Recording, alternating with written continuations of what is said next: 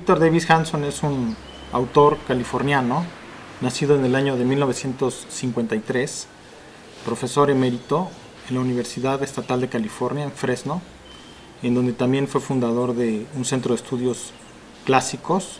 Es un experto en Grecia y Roma, y es un experto también en historia militar, en donde también ha recibido muchos reconocimientos en las academias militares, incluso ha sido profesor. Su contexto es California, entonces es un republicano de California que también en muchas ocasiones se ha implicado en la vida política.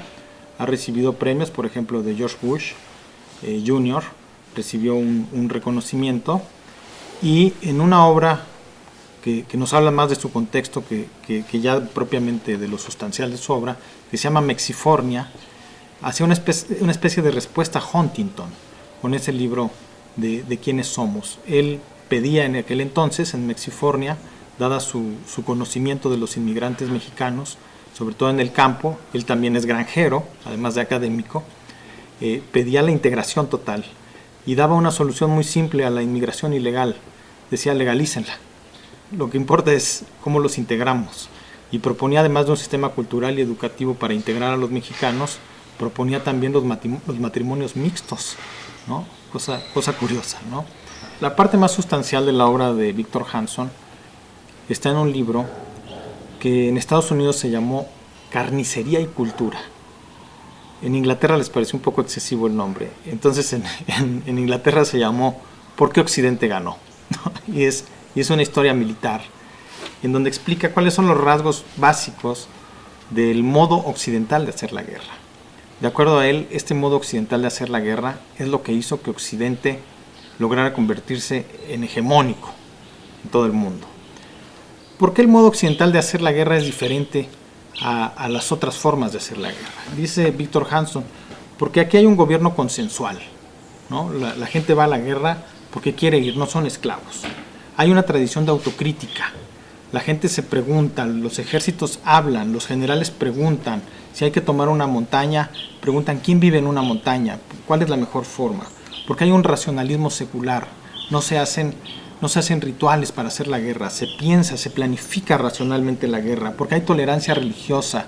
No se hace la guerra por un asunto meramente de intolerancia religiosa, sino calculando, poniendo la razón por encima y los cálculos militares por encima de cualquier creencia religiosa. Podemos aprender mucha historia militar y mucha historia de cómo se moldea la guerra y la forma de gobierno en Occidente, y cómo eso ha hecho pues que se convierta en hegemónico Occidente.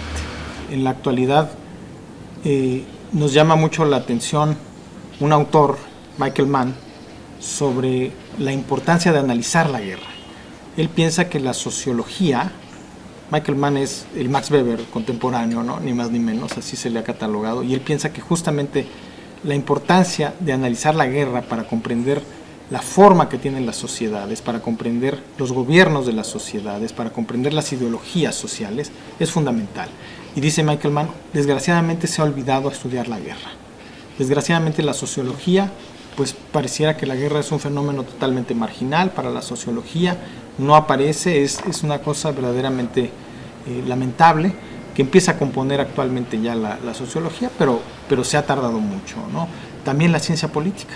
Pareciera que son ciencias de la paz y que los órdenes surgen de la paz. No, justamente, dice Michael Mann, no viene de ahí.